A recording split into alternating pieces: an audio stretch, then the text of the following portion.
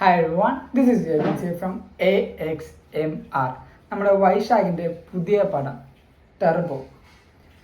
ആ പടത്തിനെ കുറിച്ച് പറയുന്ന തൊട്ട് മുമ്പായിട്ട് അതിൽ അഭിനയിച്ചിരിക്കുന്ന മമ്മൂക്ക, നമ്മുടെ സ്വന്തം മമ്മൂക്ക, ഏജ് ഈസ് നമ്പർ എന്ന് പറയില്ലേ, അങ്ങേരെ കണ്ട് അല്ലെങ്കിൽ അങ്ങേരെ വെച്ചിട്ട് പറയണം ഏജ് ഈസ് ജസ്റ്റ് നമ്പർ.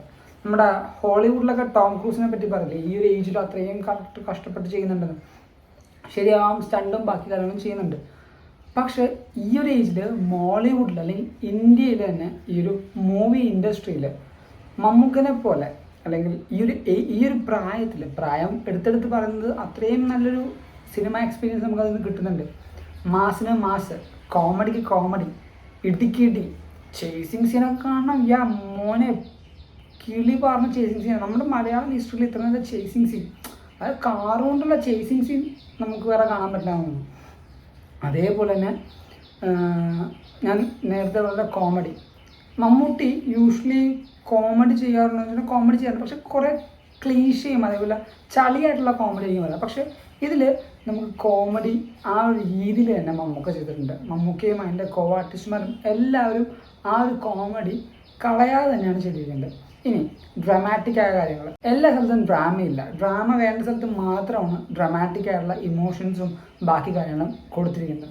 ഇനി വില്ലൻ, അതെങ്ങനെയാണെന്ന് വെച്ചാൽ ഫസ്റ്റ് ഹാഫ് ഫുള്ള് വില്ലന് വേണ്ടിയുള്ള ആ ഒരു ഇൻട്രൊഡക്ഷൻ, വില്ലൻ്റെ ആ ഒരു എന്താ പറയുക ഹീറോയിസം അല്ല, വില്ലനാണ് ഫസ്റ്റ് ഹാഫ് ഫുള്ള് നിറഞ്ഞു നിൽക്കുന്നത്. വില്ലൻ്റെ മാസ് ഇൻട്രോ, അതേപോലെ വില്ലൻ്റെ ആ ഒരു ഷോട്ടുകൾ, ക്ലോസപ്പ് ഷോട്ടുകൾ, വില്ലൻ്റെ ഡയലോഗ്സ്, ഇതെല്ലാം ഫസ്റ്റ് ഹാഫിൽ അങ്ങോട്ട് വില്ലൻ അങ്ങ് ജാം പാക്ക് ചെയ്ത് അങ്ങോട്ട് വെച്ചിരിക്കുക.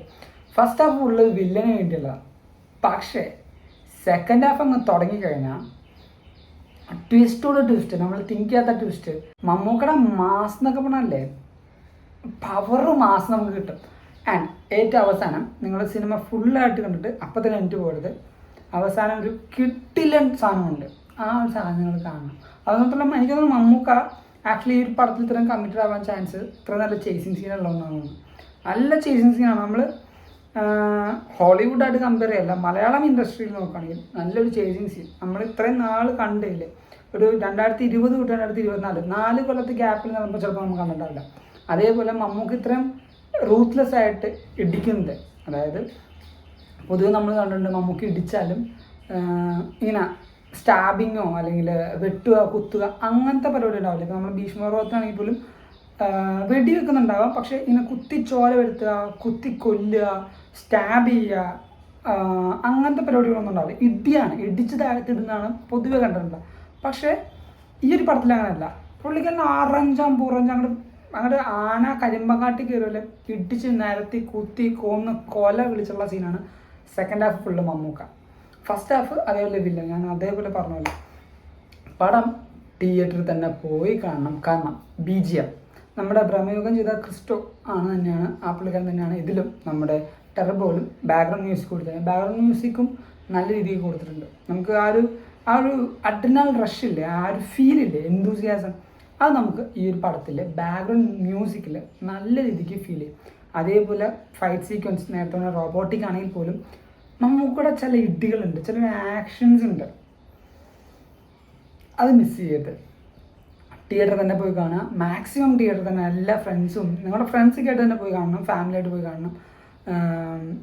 നല്ല ഫീലാണ്. അതായത് പടം ഒരു മാസ് പടം തന്നെയാണ്.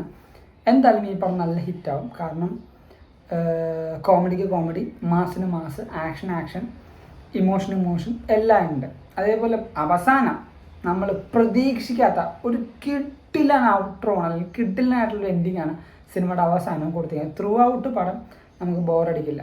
ഞാൻ പറഞ്ഞ പോലെ എക്സ്പെക്റ്റേഷൻസ്, മമ്മൂട്ടി അങ്ങോട്ട് ഫസ്റ്റ് ഹാഫ് തൊട്ട് പൊളിക്കും എന്നല്ല, ഫസ്റ്റ് ഹാഫ് ഫുള്ള് വില്ലൻ്റെ, സെക്കൻഡ് ഹാഫ് ഫുള്ള് മമ്മൂട്ടിയുടെ, അങ്ങനെ ഒരു ഇക്വിലിബ്രിയം ഉണ്ട്. രണ്ടു പേർക്കും ആ വില്ലനൊട്ടും താഴ്ന്നിട്ടില്ല, നായകൻ അങ്ങ് പൊങ്ങിയിട്ടുമല്ല. പക്ഷെ നായകനൊട്ടും താഴ്ന്നുമല്ല, വില്ലനൊട്ടും പൊങ്ങിയല്ല. രണ്ടുപേരും ബാലൻസ് ചെയ്താണ് സിനിമയിൽ കൊടുത്തിരിക്കുന്നത്. അതേപോലെ ബാക്കി എല്ലാ ആർട്ടിസ്റ്റുമാരും, ദിലീഷ് പോത്തനായാലും മമ്മൂട്ടിയുടെ അമ്മയായിട്ട് അഭിനയിക്കുന്ന ആ ഒരു ആർട്ടിസ്റ്റാണ്, എല്ലാവരും കറക്റ്റായിട്ട് നല്ല രീതിക്ക് തന്നെയാണ് എല്ലാ ക്യാരക്ടറും പ്ലേസ് ചെയ്ത് റോൾ ചെയ്ത് എല്ലാം ചെയ്തിരിക്കുന്നത്. സോ എന്തായാലും ഈ ഒരു പടം നിങ്ങൾ തിയേറ്ററിൽ തന്നെ പോയി കാണുക. നിങ്ങൾ ഇനി കണ്ടിട്ടുണ്ടെങ്കിൽ നിങ്ങളുടെ അഭിപ്രായം തൊട്ട് താഴത്ത് കമൻറ്റ് ചെയ്യുക. ഇതേപോലുള്ള പുതിയ പുതിയ മൂവീസ് റിവ്യൂ ആയിട്ട് നമ്മുടെ ചാനൽ എന്തായാലും സബ്സ്ക്രൈബ് ചെയ്യുക. This is bin save from AXMR. Piece.